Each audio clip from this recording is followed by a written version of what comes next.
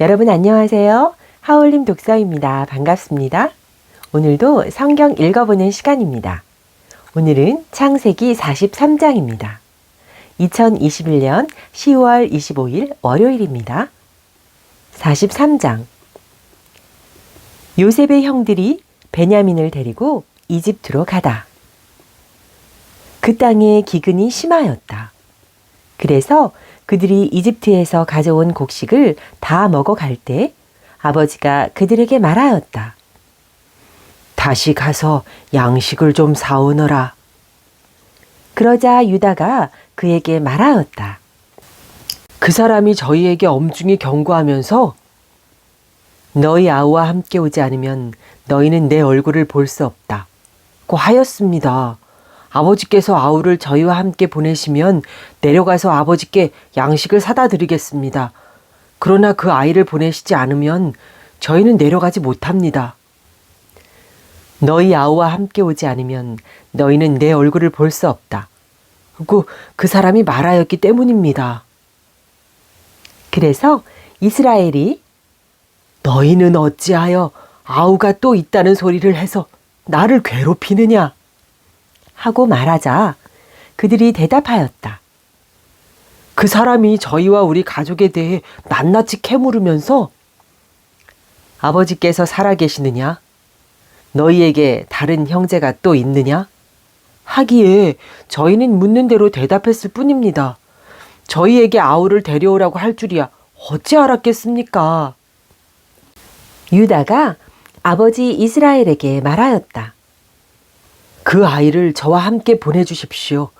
그러면 저희가 일어나 떠나가겠습니다. 그래야 저희도 아버지도 그리고 저희의 어린 것들도 죽지 않고 살 수 있지 않겠습니까? 제가 그 아이를 맡겠습니다. 그 아이에 대해서 저에게 책임을 물으십시오. 제가 만일 그 아이를 아버지께 도로 데려와 아버지 앞에 세우지 않는다면 제가 아버지에 대한 그 죄를 평생 동안 짊어지겠습니다. 저희가 이렇게 머뭇거리지 않았더라면 지금쯤 벌써 2번은 다녀왔을 것입니다. 그러자 아버지 이스라엘이 그들에게 말하였다. 정 그렇다면 이렇게 하여라. 이 땅의 가장 좋은 토산물을 너희 포대에 담아 그 사람에게 선물로 가지고 내려가거라. 약간의 유향과 꿀, 향고무와 바닐향, 향과와 편도를 가져가거라. 돈도 2배로 가져가거라. 너희 곡식 자루 부리에 담겨 돌아왔던 돈도 도로 가져가거라.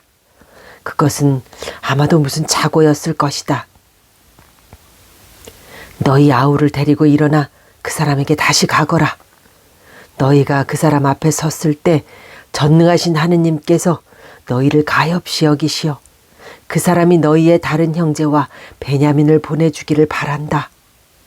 자식을 잃어야 한다면 나로서는 이룰 수밖에 없지 않겠느냐. 요셉이 형제들을 다시 만나다. 그리하여 이 사람들은 선물을 마련하고 돈도 갑절로 준비하여 베냐민을 데리고 길을 떠나 이집트로 내려가 요셉 앞에 섰다. 요셉은 그들과 함께 베냐민이 있는 것을 보고 자기 집 관리인에게 일렀다. 이 사람들을 집으로 데려가거라. 짐승을 잡고 상을 차려라. 이 사람들은 나와 함께 점심을 먹을 것이다. 관리인은 요셉이 말한 대로 해놓고 그 사람들을 요셉의 집으로 데려갔다. 그 사람들은 자기들을 요셉의 집으로 데려가는 것을 보고 두려워하며 서로 말하였다. 지난번 우리 곡식 자루에 담겨 돌아왔던 그 돈 때문에 우리를 데려가는 거야.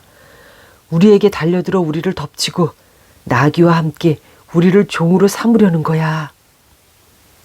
그래서 그들은 요셉의 집 관리인에게 다가가 그 집 문간에서 그에게 말을 걸며 물었다. 나리, 저희는 지난번에도 양식을 사러 내려왔습니다. 그런데 하룻밤 묵을 곳에 이르러 곡식 자루를 열어보니 각자의 곡식 자루 부리에 저희 돈이 고스란히 들어 있었습니다. 그래서 그것을 이렇게 도로 가져왔습니다. 저희는 또 양식을 살 돈도 따로 가져왔습니다. 누가 곡식 자루 속에 그 돈을 넣었는지는 저희는 모릅니다.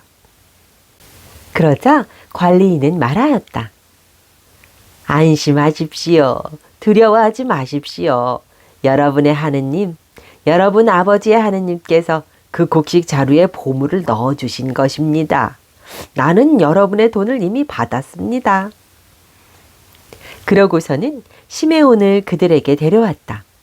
관리인은 그 사람들을 요셉의 집으로 데려가서 발 씻을 물을 주고 그들의 나귀들에게도 먹이를 주었다. 그들은 그곳에서 식사한다는 말을 듣고 정오에 올 요셉을 기다리며 선물을 정돈하였다. 요셉이 집에 들어오자 그들은 그 집으로 가져온 선물을 요셉 앞에 내놓고 땅에 엎드려 절하였다. 요셉은 그들에게 인사하고 물었다. 전에 너희가 말한 늙은 아버지는 잘 계시느냐? 아직도 살아 계시느냐? 그들은 나리의 종인 저희 아버지는 잘 있습니다. 지금도 살아 있습니다. 하고 대답하면서 무릎을 꿇고 절하였다. 요셉은 눈을 들어 자기 친어머니의 아들, 친동생 베냐민을 보며 전에 너희가 나에게 말한 막내 아우가 이 아이냐? 하면서 얘야, 하느님께서 너를 어여삐 여겨 주시기를 빈다. 하고 말하였다. 요셉은 자기 아우에 대한 애정이 솟구쳐 올라 울음이 나오려고 해서 서둘러 안방으로 들어가 그곳에서 울었다. 그는 얼굴을 씻고 다시 나와서 자신을 억제한 다음 음식을 차려라 하고 명령하였다. 그들은 요셉에게 상을 따로 차려 올리고 그의 형제들에게도 따로 차려주고 그와 함께 식사하는 이집트인들에게도 따로 차려주었다. 이집트인들은 히브리인들과 함께 식사할 수 없었다. 그것이 이집트인들에게는 역겨운 일이었기 때문이다. 그들은 요셉 앞에 맏아들부터 막내 아들에 이르기까지 나이 순서로 앉게 되자 서로 얼굴을 쳐다보며 어리둥절해 하였다. 요셉이 자기 상에서 각 사람의 몫을 나르게 하는데 베냐민의 몫이 다른 모든 이들의 몫보다 5배나 많았다. 그들은 요셉과 함께 마시며 즐거워하였다. 네, 여러분, 오늘 창세기 43장은 여기까지입니다. 다음 시간에 창세기 44장으로 다시 찾아뵙도록 하겠습니다. 2021년 10월 25일 월요일, 오늘도 새벽 미사에 다녀왔습니다.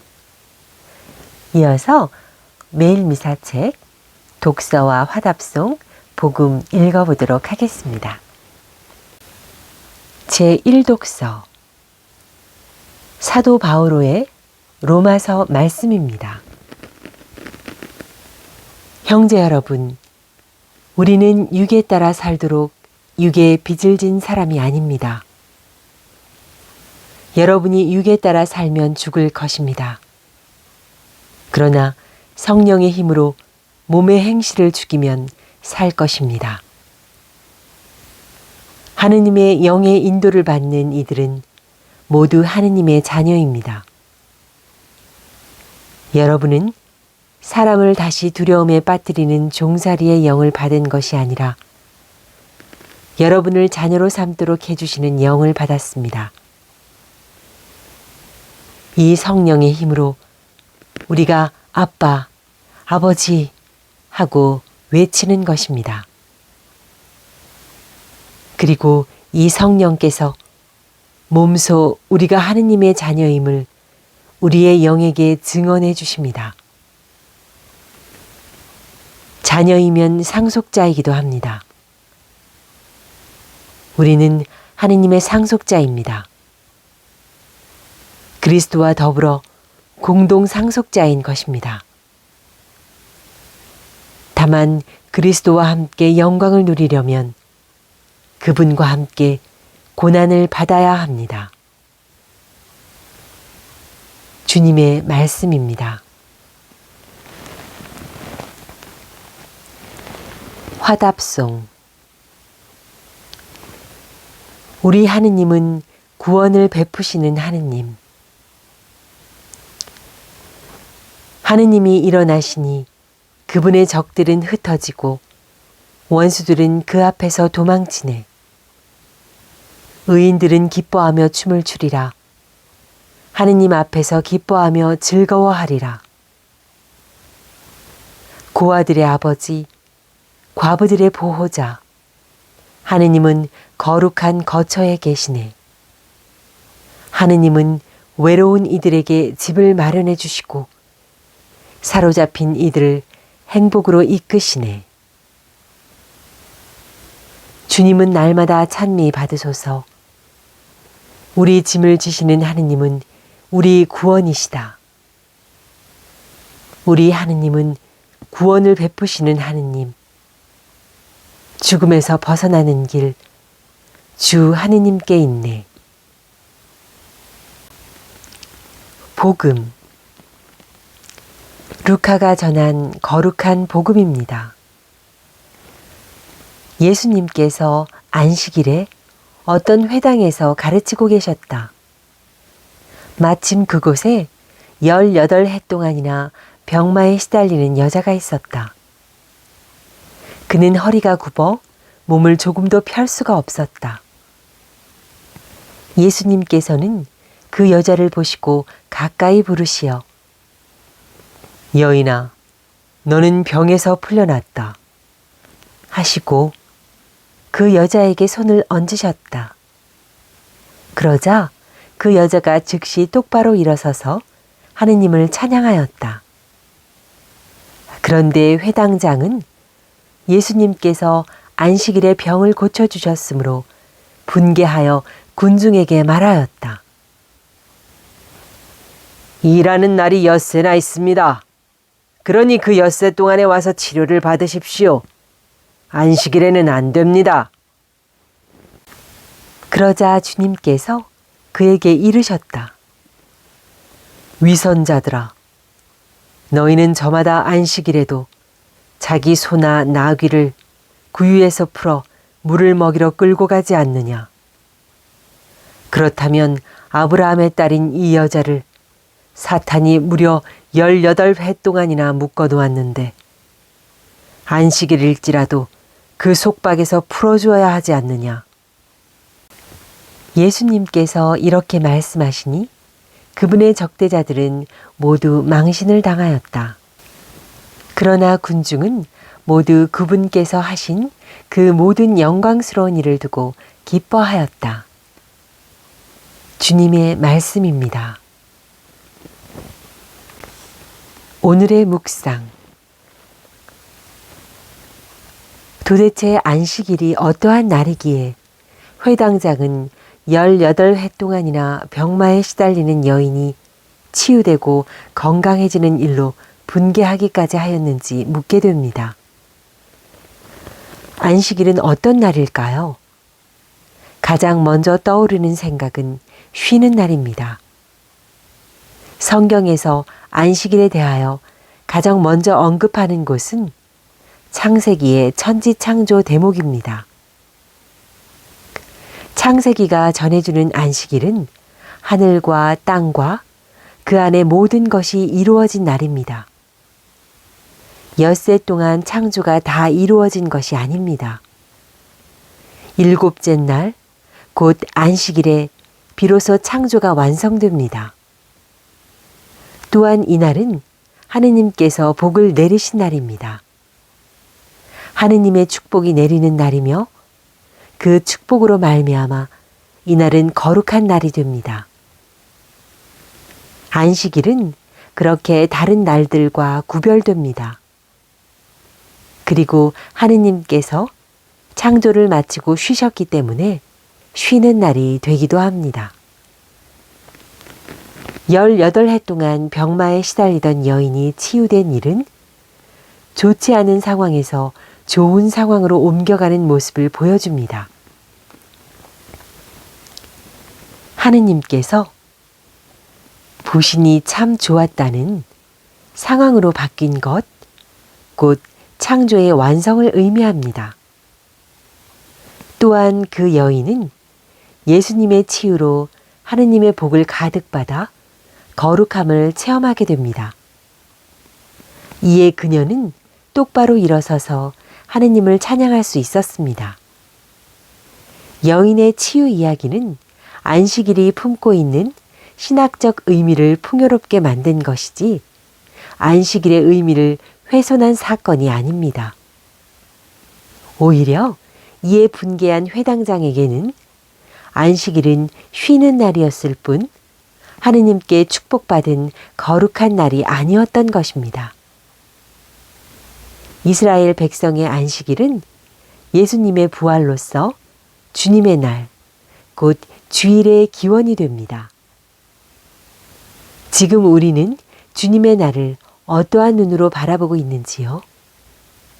그저 쉬는 날로 주일을 바라본다면 우리의 눈은 회당장의 그것과 아무런 차이가 없을 것입니다.